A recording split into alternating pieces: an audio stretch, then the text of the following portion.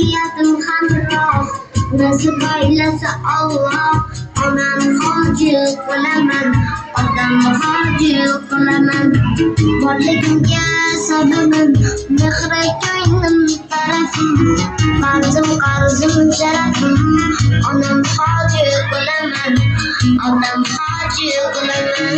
Jannat onam poyida, otamning duoyida, menga eng ulug' foyda. Onam hoji qilaman, otam hoji qilaman. Jannatim jannatisiz, otam mening, yeganda qanotimsiz, onam mening.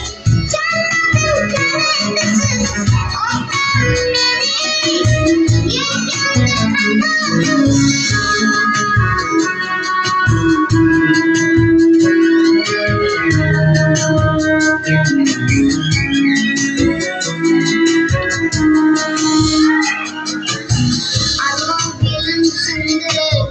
Yelkam uzra mindirib, Ka'bani aylantirib, onam hoji qilaman, otam hoji qilaman. Dunyodagi ishim shu, bolalik xohishim shu, eng shirin tashvishim shu.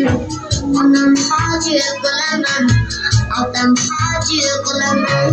Jannat onam poyida, otamning duoyida, menga eng ulug' foyda. Onam hoji qilaman, otam hoji qilaman.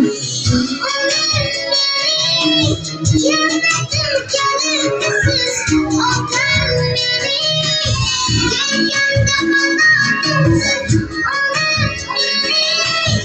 Jannatim jannatisiz, otam mening, yeganda qanotimsiz.